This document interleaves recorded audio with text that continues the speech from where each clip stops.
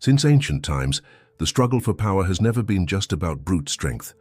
For Niccolò Machiavelli, the famed author of The Prince, true dominance is born from the perception others have of you. And one of the most effective weapons to gain respect, submission, and even fear is the simple act of behaving as if you are superior. This may sound arrogant or fake, but in the brutal logic of Machiavellian psychology, such behavior doesn't merely affect how others treat you. It reshapes the entire power structure around you. When you act as if you are above others, even without actual control or status, you plant seeds of doubt in their minds. They begin to ask themselves, does he know something I don't? Or what makes him so sure of himself? That doubt alone is powerful. Most people are uncertain, insecure, and constantly looking to be led. The moment you show no hesitation, when you move through the world as if you expect submission, people begin to unconsciously comply. They don't do this out of logic, they do it out of instinct. Dominance radiates through posture, tone, and presence. The person who walks into a room and acts like they own it often finds that over time, people treat them like they actually do. This is not about lying or pretending. It's about weaponizing belief. Your belief in yourself so strong, so unshakable, that it infects others. Machiavelli believed it was far safer to be feared than loved if one cannot be both, because fear creates boundaries. Acting superior triggers a similar mechanism. It sets a boundary between you and the rest. It silently says, I am not like you, and most people deep down accept this divide. They adjust their behavior. They tread more carefully around you. They choose their words with more caution. They defer without even realizing it. The power here lies not in actual superiority, but in perceived superiority. That perception is reality. Humans are wired to follow what appears to be strong. In moments of uncertainty, we gravitate toward those who seem certain. The more you act with authority, the more others give you authority. The more you speak with confidence, the more your words shape the beliefs of those listening. This is why weakness, emotional, physical, or verbal, must be hidden or, better yet, burned away. The world does not respect vulnerability unless it is packaged in a story of triumph. If you show pain, you must own it like a scar earned in battle, not a wound left open. Acting superior is not about deceiving others, it's about mastering the psychological battlefield. When someone challenges you, you don't argue, you dismiss. You don't explain, you command. You don't seek validation, you assume it. Over time, those around you will adjust their expectations and behavior to match the role you've created. This is what Machiavelli understood so well. People are not moved by truth. They are moved by perception, by strength, by presence, and, most importantly, by consistency. If you waver in your self-presentation, you lose power. But if you stay the course, even in the face of doubt or defeat, the illusion becomes reality. Those who once saw you as weak begin to second-guess. Those who rejected you begin to question their judgment. Those who humiliated you begin to fear that they underestimated someone who might rise far above them. Acting superior flips the script. It's not reactive, it's proactive. It doesn't ask for permission or recognition. It declares, this is who I am, fall in line or fall away. It puts others in a position where they must either accept your frame or attempt to challenge it. Most won't. They will submit, not through force, but through psychological surrender. That is the heart of Machiavelli's dark wisdom. People submit more readily to the idea of strength than to strength itself. And the idea of superiority, when embodied fully and without hesitation, becomes a reality that others live by, whether they like it or not. Superiority does not need to be proven. It needs to be assumed.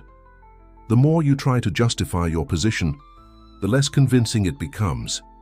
Machiavelli understood that the strength of authority doesn't lie in arguments but in posture. Herr Prince, who must explain why he deserves the throne, has already begun to lose it. And the same applies to any man who seeks respect. If you need to say you're powerful, you've already lost half the battle. True domination begins in silence, in the gaze that doesn't seek approval, in the gesture that doesn't ask permission. It's the invisible language of control. When you speak little, but command much. When your presence weighs more than your words. The world bends not through logic, but through instinct. The human animal obeys the one who appears to fear nothing. In a group, the most dominant figure is rarely the loudest.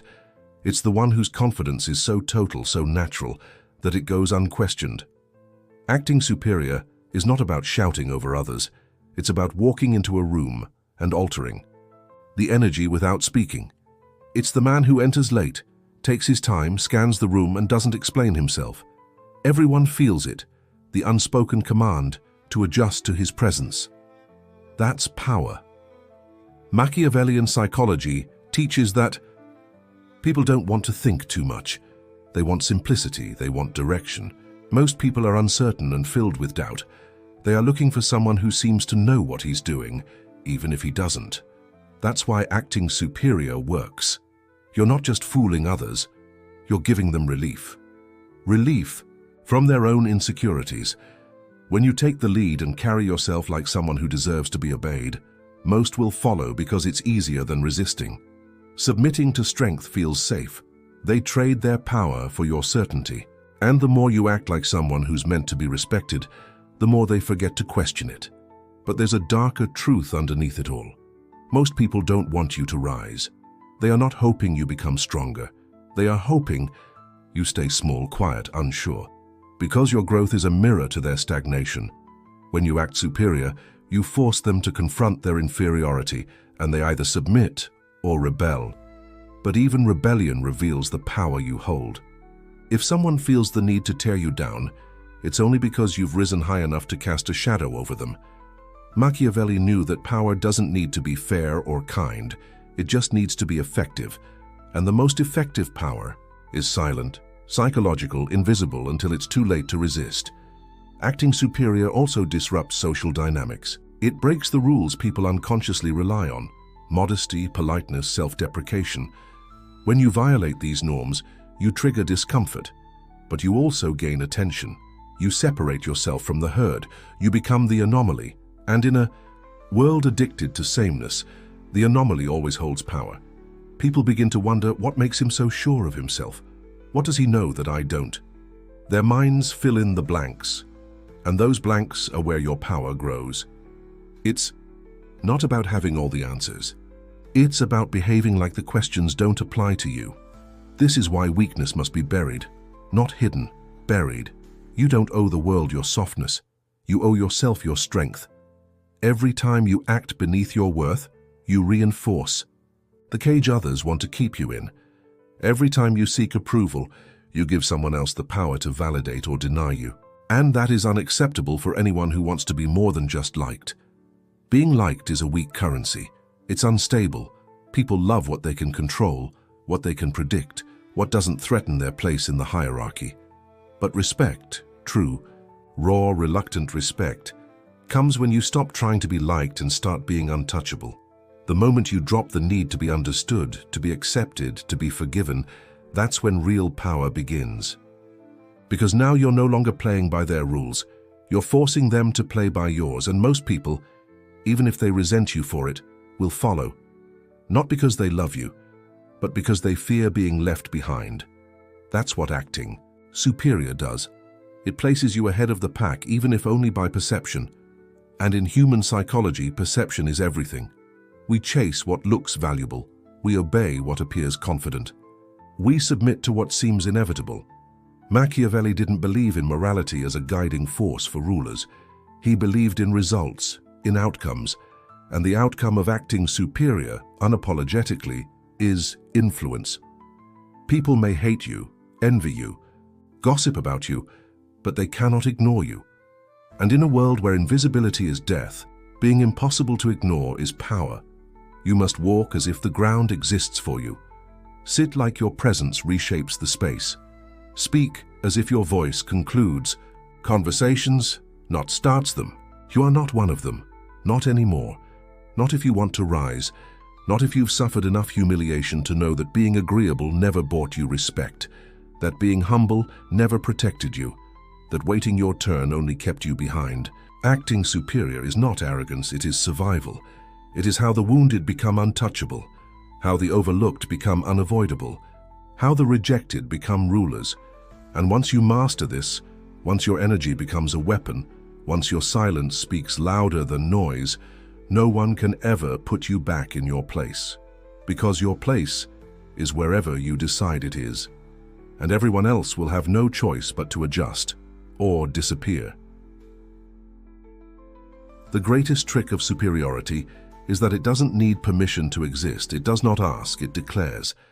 And that declaration, when consistent, becomes prophecy. People begin to treat you as you treat yourself. If you move through the world as though you're a man of value, a man of purpose, a man not to be questioned, eventually the world adapts to that belief. And those who don't? They either challenge you and lose, or they fade away, irrelevant. You must understand something essential about the psychology of power. Most people are not strong, they're simply untested. And when they're tested, they break. When you act superior, you put them to the test. You force their insecurities to the surface. You become the mirror that reflects back everything they try to hide. That's why they'll say you're arrogant. That's why they'll call you toxic, egotistical, difficult, intimidating. They don't use those words because you're wrong. They use them because you're winning.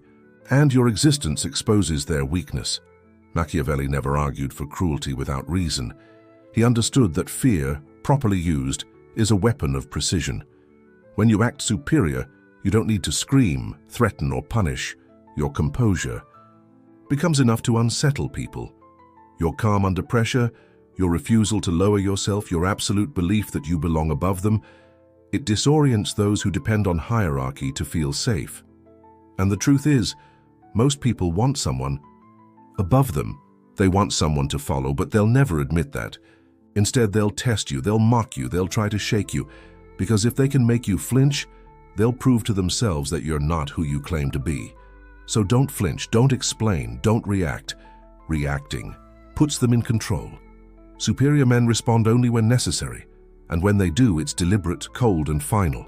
To act superior is to operate from a place of internal certainty. It is not about being loud, it's about being immovable. Think of the men who ruled not with words but with presence.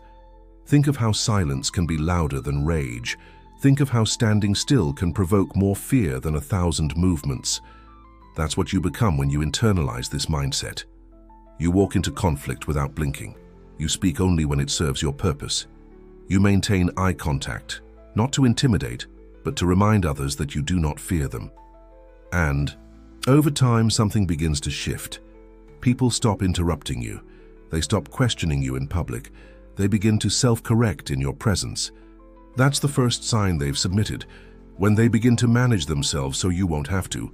What Machiavelli understood, and what most men forget, is that humans are ruled by appearance, not truth. A man who appears noble is treated as noble even if he's a liar. A man who appears competent is obeyed even if he knows nothing. A man who appears powerful is served, even if he holds no real position. The illusion is the reality, and those who master illusion will control those who chase facts.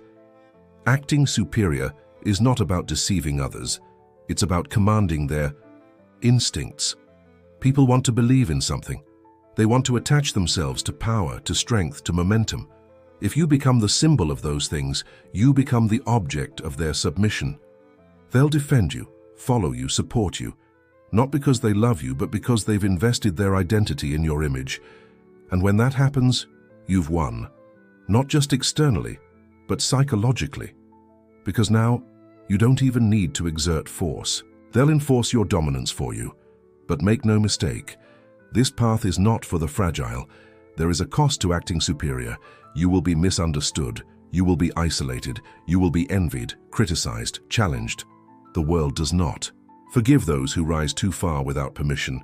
You will not be comforted. You will not be applauded by the masses. Because power, real power, does not win popularity. It wins control. And in the end, that's what matters. Would you rather be liked by weak men or respected by strong ones? Would you rather blend in with those who never dared or stand above them, even if it means standing alone? Machiavelli's brilliance was in stripping away illusions about human nature. He didn't ask what people should be. He described what they are: fearful, selfish, easily led. And when you act superior, when you rise without apology, when you demand rather than ask, you tap into that primal structure. You no longer play by social rules, you exploit them. You understand that every room you enter is a battlefield, that every conversation is a test, that every relationship is a negotiation of dominance, and you choose to win quietly, efficiently, ruthlessly, not through violence, but through self-possession. There is something sacred about that. A man who does not apologize for his presence. A man who has buried his doubts and reforged himself through discipline. A man who radiates quiet authority. That is what most will never become. Because it's hard, because it requires silence, solitude, rejection, pain. But in that pain, you find power. And once you taste that power, once you see how people change, in your presence, once you realize that the world bends for those who refuse to kneel, you'll never go back. They told you to be humble, to be soft, to wait your turn. They told you to care what others think, to play nice, to be agreeable. And where did that get you? Forgotten, dismissed, rejected. But now you see what Machiavelli saw, that greatness is taken, not given. That respect is forced, not requested.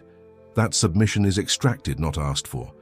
And all it takes, all it has ever taken, is the courage to act like you deserve it before anyone else believes it. The moment you step into that role, the world begins to shift. You no longer beg for attention, you attract it. You no longer ask for respect, you command it. You no longer try to fit in, you redefine the room by being in it. So act superior. Not because you're better than others, but because you refuse to be beneath them. Not because you're perfect, but because you've survived enough to know your worth. Not because it's easy, but because nothing else works. Weakness won't protect you. Pleasing people won't save you. Waiting for validation won't bring you power, but claiming it unapologetically, relentlessly, brutally, that will. And once you taste that power, even for a moment, you will never bow again. You must understand something deeper now. Acting superior is not merely a tactic. It is a transformation. It is not a mask you wear temporarily. It is a skin you grow. Every time you hold your posture when others collapse, every time you keep your silence while they beg for attention, every time you refuse to be reduced by insult or praise, you sharpen the edges of your presence. People don't fear volume. They fear conviction. They fear the man who looks at them with unshaken certainty, the man who cannot be embarrassed, cannot be flustered, cannot be broken. And that man is forged in fire. Not the fire of applause, but the fire of rejection, of silence, of being ignored, of standing alone so long that you forget what it means to ask permission. This is the brutal core of Machiavellian psychology. You must become immune to public opinion. Because the crowd does not want a leader. It wants a victim. It can cheer until it's bored. They will lift you up only to tear you down. They want you to succeed just enough to entertain them, but not enough to threaten them. That's why when you begin to rise, when you truly rise, you will feel it. Not in celebration, but in silence, in resistance, in quiet jealousy, in fake smiles and sudden coldness. That's when you know you're becoming untouchable. That's when your superiority has begun to burn through the social illusion of equality. Because deep down, no one believes in equality. They pretend to, they speak of fairness, of humility, of balance, but in private, everyone kneels to strength. Everyone serves what they cannot conquer. And when you act superior, not once, but consistently, something irreversible happens. You train people. You rewire their expectations. They learn that when you speak, they listen. When you walk, they move. When you decide, they follow. Not out of affection, not out of agreement, but out of psychological conditioning. It's Pavlovian. You carry yourself with such dominance, such precision, that their minds default to submission. The human brain is lazy. It wants patterns. And the pattern you create is, he is above me, I must adjust. You no longer need to argue or assert. You exist. That's enough. But here's what separates the real from the pretenders. True superiority isn't loud. It isn't theatrical, it's composed, cold, silent. It doesn't need external reactions to feel valid. The moment you start performing your dominance, you lose it. Because now it's a show, and shows can be stopped. Real superiority is dangerous because it's internal. It doesn't flinch, it doesn't ask, it simply moves forward, slowly, methodically, unstoppably. That's why people fear it, because they can't find the edges, they can't provoke it, they can't predict it. It's like staring into a storm that doesn't roar but still destroys. And let's be clear, this doesn't mean you hate others. It doesn't mean you seek to humiliate or crush people for no reason. That's not strength, that's insecurity. Superiority doesn't beg for a reaction. It doesn't need to prove anything. It simply exists at a level others cannot reach. You never punch down. You never explain yourself to people who haven't earned your attention. You don't need revenge. Your life, your focus, your growth, that's the revenge. That's what Machiavelli would have called the perfect domination. When your enemies survive just long enough to witness your rise. When they realize they never even had the power to stop you, because here is the truth you must carry. No one is coming to empower you. No one will hand you status. The world is not built to elevate the silent, the patient, the nice. Power must be taken. And it begins inside. It begins when you stop negotiating your value with the world around you. When you no longer wait for permission to be respected. When you stop needing anyone to agree with your confidence. That's when it starts. And it never ends. Because once you understand this, once you taste the effect your energy has when it's unshakable, you'll never want to go back. Your voice changes, your eyes sharpen, your movements become deliberate. People feel the shift before they even understand what changed, and some will hate it. Not because you harmed them, but because you outgrew them. Because your presence reminds them of everything they refuse to become. And that's not your burden to carry. Let them stay small. Let them hide behind virtue, behind mediocrity, behind fake humility. You walk forward, you own the space you take, you make no apologies. Because every step you take with absolute certainty sends a message. I am not like you, I am not here to be accepted, I am here to be obeyed. That's the psychology of power. That's the Machiavellian truth. The throne isn't given to the one who waits. It's taken by the one who acts as if it's already his, and everyone else simply falls in line. The deeper you go into this mindset, the more you start to see how most men live their lives on a leash, tied to approval, trained by fear, sedated by comfort. They don't move unless they're told. They don't speak unless it's safe. They don't think unless it's allowed. They've confused survival with obedience. And that's exactly why they can never lead. That's why they are meant to follow. Because leadership begins when a man cuts the leash and says, I will not lower myself to be accepted by people who fear rising. Machiavelli understood what modern society tries desperately to suppress. Most people are not noble. They are not brave. They are not rational. They are driven by fear, envy, and weakness. And when confronted with someone who has broken free, of those chains their instincts betray them. They either cling to that man, hoping his strength will protect them, or they attempt to tear him down, hoping that if they can't rise, no one should. But the man who acts superior, truly superior, cannot be torn down, because he has already abandoned the need for anyone's support. He operates on a level above validation. He does not explain, he does not defend, and he never ever pleads, because pleading is what the powerless do when they still believe that morality can save them. That justice is real. That fairness exists. But the Machiavellian man, he knows better. He knows that fairness is a tool of the weak, a story they tell each other to cope with failure. The truth is brutal. The world submits to those who demand it. The world serves those who act like they own it. And the world breaks for those who walk through it like kings, even if they wear no crown. You must understand this if you want to rise. People do not follow truth. They follow confidence. They do not respect kindness. They respect indifference. They do not admire vulnerability. They admire discipline. All the narratives you were raised on about being gentle, soft-spoken, patient, emotionally open, those were not designed to empower you. They were designed to tame you, to neuter your edge, to prepare you for a life of comfort, subordination, and gratitude for scraps. But there is nothing noble about living on your knees, nothing heroic about being liked by people who never mattered. So, Stand up. Take the weight. Let go of the fantasy that you will be loved for being powerful. You won't. You will be resented, feared, whispered about behind closed doors. But those whispers are confirmation. They mean your presence is felt. They mean your energy is real. They mean your superiority is undeniable, even by those who will never say it out loud.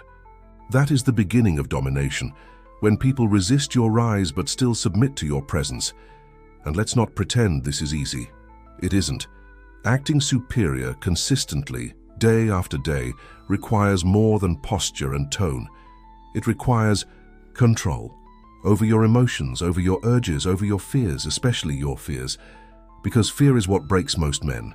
It's what turns confidence into aggression, what turns clarity into chaos, what turns strength into performance. But a superior man does not move from fear. He moves from purpose. His presence is not frantic. It is surgical. He does not speak to fill silence. He speaks because it's time to speak.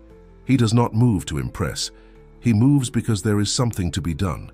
And that level of control, that ruthless self-command, is what separates power from noise. Anyone can act tough when they're winning. Anyone can raise their voice, anyone can threaten. But very few can remain absolutely composed while others unravel. Very few can walk into confrontation without tightening their chest. Very few can let others insult them, challenge them, try to provoke them, and simply watch. Because that is what true dominance looks like. Stillness, precision, detachment. Not because you're cold, but because your vision is above them, because you see the bigger picture, because you know who you are, and no one else's confusion can rewrite that. This is why most people fear a man who acts superior, because they know, on some level, they cannot control him. They cannot predict him. They cannot access his weaknesses, because he has already faced them and integrated them. That's what superiority really is. Not perfection, but ownership. Owning your flaws so completely that no one can use them against you. Owning your silence, owning your choices, owning your consequences. So when the world tests you, you don't collapse. You simply respond, and your response terrifies them. Because it means you're not playing the same game they are. They want gossip. You give indifference, they want argument. You give silence, they want chaos. You give structure, they want you to crack. You smile. And that smile, calm, knowing, quiet, is often the final blow. Because it says everything they don't want to hear. I am beyond your reach. I am not moved by your noise. I do not need you to understand me. That's when they break. Because without access to your emotion, they have no leverage. Without leverage, they can't manipulate you. And without manipulation, their only option is submission or disappearance. That is how the world bows. Not all at once, not in grand ceremonies, but gradually, reluctantly, subconsciously, through discomfort, through intimidation, through quiet. Admiration they will never admit. You will see it in how they adjust their posture around you, how they lower their voice, how they double-check their words, how they avoid eye contact, how they over-explain themselves, trying to impress you. That's the submission you've earned. That's the reward for becoming the man who needs nothing and offers nothing for free. Machiavelli would have called this the final stage of power, when your existence becomes instruction, when people model their behavior around you, not because you told them to, but because your example has rewired their instincts. That is the brutal truth of psychological authority. It doesn't shout, it doesn't beg, it doesn't announce. It simply enters the room and changes it. And once you become that man, you never go back. You can't, because the cost of regression is too high. You've seen what the world is like on your knees. You've felt the emptiness of being ignored, disrespected, underestimated. And now you've tasted something else. The quiet fear in their eyes, the forced respect in their tone, the hesitation in their steps. That's power, and you earned it. Not through cruelty, not through fakery, but through absolute, unshakable, unapologetic superiority. Walk like it, speak like it, live like it, and watch the world obey. There comes a point where superiority no longer feels like a strategy. It becomes your second nature. It's not something you try, it's something you are. You don't remind people that you're different. they remind themselves every time they stand beside you. It's in the way you carry your silence like a weapon, in the way you deny them access to your reactions, in the way you observe more than you speak. The longer you move through the world like this, the more it becomes clear. Most men have never met someone who doesn't need them, someone who doesn't flinch, who doesn't seek validation, who doesn't play the game by their rules. And when they do meet that man, they don't know what to do. Their instincts scream, follow him or destroy him. Because the idea that you can exist outside the herd both terrifies and fascinates them. And it's not because you're violent, it's because you're calm. That's what dominance looks like. A man who doesn't need to raise his voice because the room has already adjusted to his energy. A man who doesn't react emotionally because he already saw the outcome 10 steps ahead. A man who walks in last, says little, and leaves first. You don't assert yourself. You remind them of who they're dealing with just by being. That kind of energy isn't taught. It's built in solitude, in discipline, in years of rejection, trial, silence, and internal war. That's what they don't understand when they envy your presence. They see the surface, but they don't see the scars beneath it. And this is what separates the superior man from the ordinary. He has suffered consciously. He has endured rejection without softening. He has faced betrayal without becoming bitter. He has been alone without becoming weak. And instead of begging for rescue, he rebuilt himself, stronger, quieter, colder. That kind of man cannot be manipulated because he doesn't need anything from anyone. You take his friends, he walks alone. You take his money, he builds more. You take his respect, and he doesn't even blink, because the only respect he truly values is the one he gives himself. That is the essence of Machiavellian superiority, the refusal to be defined by anyone else. Most men negotiate their worth through others, through applause, through attention, through acceptance. But when you cut that tether, when your self-image is rooted entirely in your own judgment, you become invincible, not in body, but in presence. You become the man people can't place. They can't insult you because you're unmoved. They can't praise you because you're indifferent. They can't manipulate you because you've seen every trick before. And slowly they begin to fold around you. They walk softer, they speak less. Not because you told them to, but because your energy rewrites the script of the entire room. And here's the brutal truth. The more you evolve into this role, the more you must detach. Not from people, but from your need for them. From needing to be liked. From needing to be understood. From needing to be seen. Because superiority doesn't beg for recognition. It exists in silence, and its echo travels farther than any speech. That's what most people can't comprehend. They think power is loud, but the highest form of power is invisible. It doesn't announce itself. It doesn't demand attention. Here it simply is, a quiet gravitational pull that shapes the behaviors of others without a single command. They'll say, "He thinks he's better than us," and they'll be right. Not because you hate them, but because you are better. Because you made yourself that way. Because you walked through hell and didn't complain. Because you trained while they rested. Because you kept your word when no one was watching. Because you sacrificed comfort for clarity, safety for solitude, pleasure for purpose. You're not lucky. You're earned. And when they realize they can't imitate your discipline, they'll try to redefine your strength as cruelty. Let them. Their opinion of you has no weight, because you no longer live in their world. You've outgrown it. They worship distraction. You crave stillness. They chase followers. You command loyalty. They react. You calculate. They survive. You conquer. This is the essence of Machiavelli's psychology of power. Control begins with the self. Before you dominate others, you must dominate your own instincts. You must train your anger to become precision, your fear to become awareness, your pain to become armor. And when you do that, you don't have to overpower people. They collapse under the weight of their own weakness in your presence. You become the mirror they can't look into, the standard they'll never reach. And deep down, they know it. But don't misunderstand, this isn't about arrogance, it's about clarity. You don't believe you're above others because you want to feel superior. You believe it because you've earned the right to stand alone. You've faced yourself. You've built a code.